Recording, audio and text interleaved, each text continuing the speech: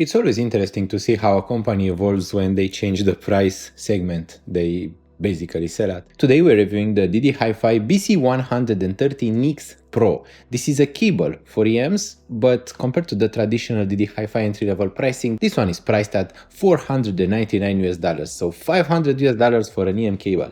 What can you do for this money? ddHIFI NIX Pro is made in a collaboration with LTech because it is using the new LTech connectors. Those are connectors which allow you to use both 2-pin and MMSX EMs with the same cable.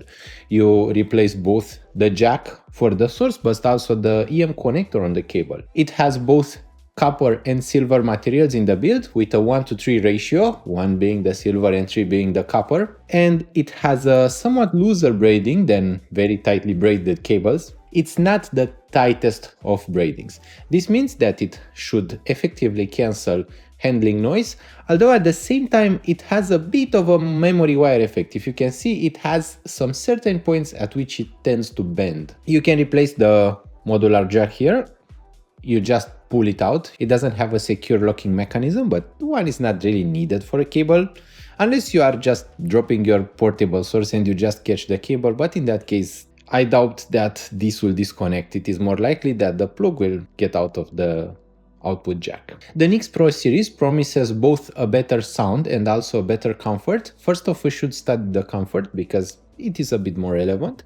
I feel like the ddHIFI NIX Pro cable offers a really good comfort, and one of the key elements is that it uses those new LTech connectors which allow it to work with both campfire EMs, like we have here the Moon Rover, but also with Sennheiser EA900. So it works with basically all EMs on the market, and that's nice. Usually EMs like Sennheiser EA900 don't really work with any aftermarket cables.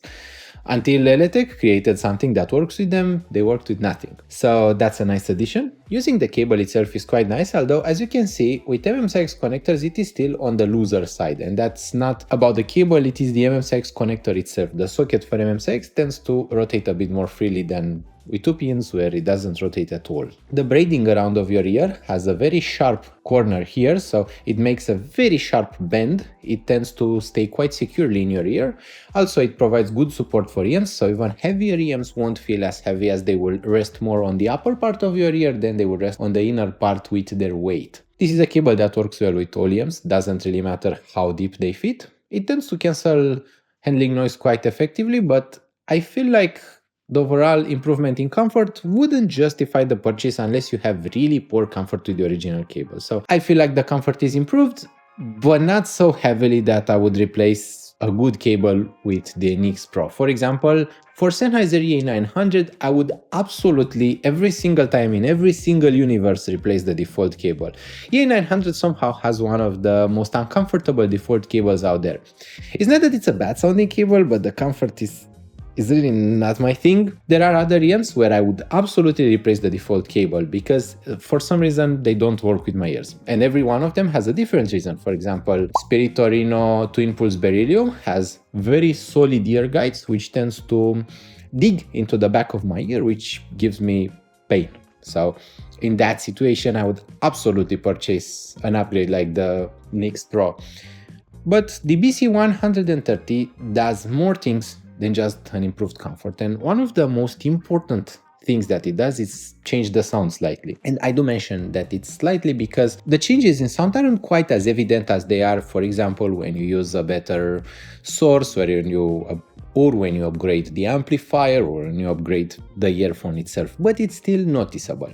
So NIX Pro is a cable that sounds really, really vivid. It has a superb contrast between the treble and the bass, so it tends to lower the distortion in the bass a bit. I noticed this with multiple EMs. To me, this is something a bit novel because most cables don't have an effect this evident, but even on EMs where there is distortion in the bass, where the control is a bit on the looser end, using ddHIFI NIX Pro tends to make that bass tighter. It tends to tighten things up, to decrease the THD or total harmonic distortion, and to give the sound a more cohesive presentation. Furthermore, it tends to make the voices really sweet, although I feel like it emphasizes a bit more with female voices than with male voices. So NIX Pro tends to work really well for pop, for J-pop, J-rock, Takanashi Kiara, stuff with VTuber songs, stuff that is supposed to sound sweet. Even bands like Sirenia work really well with it. Although the male voices tend to be a bit dampened, not heightened, so whole presentation is a bit on the V-shaped or the U-shaped part of the spectrum. So you get a slightly tight amount of bass where you hear more bass because you understand it a bit better, but you also get a really bright treble.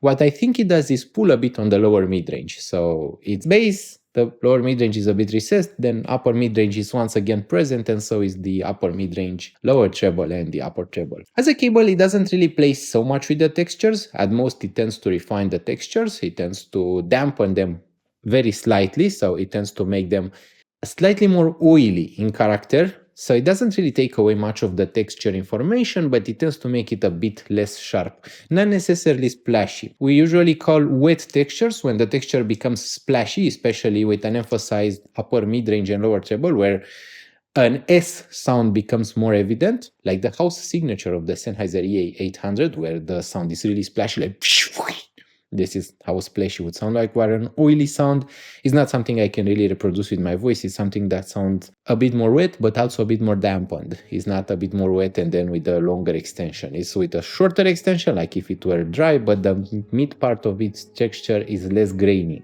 This is about what it does to textures. The dynamic range is improved, and the soundstage is where I think that the NYX Pro brings the best improvement in the sound. It tends to widen the soundstage, also deepen it, and it tends to improve the instrument separation quite a bit. So it will create a sound that is delightful, holographic, and engaging. As a music lover, I tend to prefer a live presentation over everything, so I tend to like a highly transparent sound with good resolution and with a strong detail. ddHIFI NYX Pro really fits well with my style. It really gives music powerful, punchy, and colorful presentation. It makes it sound alive and very close to a live concert, and it tends to not create that studio or narrow feeling in general. This is a keyboard that will bring some life into music.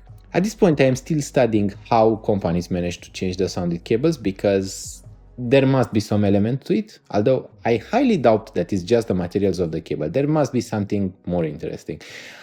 If I ever manage to get a deeper interview with a company that creates cable, I will make a full video about it because I am curious about it. As another reviewer, a tech reviewer, stated, usually when talking about diminutive changes in sound, it is not very good to rely on the quality of the microphone. This was about a review exploring noise coming from computer cases, because right now I'm battling with having coil whine on my PSU on the computer, which is insane. I didn't even know this was a problem. Recently, I'm starting to get more and more noise from my PSU, or the power converter of my computer, and it's such a terrible coil whine that in the background. And then there was this reviewer who said and who stated that they had to build an anechoic chamber just to detect a few decibels of changes in the loudness of fans, which they were measuring for computer cases, because they couldn't purchase any microphone which was sensitive enough for the fan noise to be audible, for the fan noise to be recorded and for it to show on a graph, because the background noise was too high when measuring. And that is something you should take into account when thinking about measurements. My microphone, the one I'm using right now, has extreme amounts of noise removal applied for you to hear my voice like this. And it's still, I don't think it's perfect. I still think it's quite noisy. So most microphones have quite a bit of background noise, quite a bit of a noise floor, much more than EMs and much more than headphones actually. So it's important to take into account that even though cables could measure very similarly, they could be audibly different. And that reviewer was talking about something else entirely, but he pointed this quite accurately. Sometimes our ears are much better at hearing things than our instruments can measure. And this is what happened to them. This is what happens to me. Sometimes I want to measure some things because I'm really curious. The engineer in me, at least, is really curious how they do it. But at the same time, sometimes I don't think I have the means to measure it. For example, I don't have a very quiet anechoic chamber, nor do I have a very good microphone.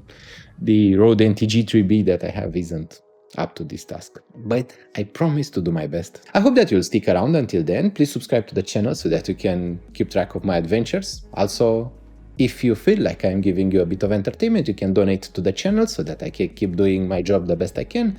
Thank you so much for watching, and I hope we'll see each other really soon. Bye!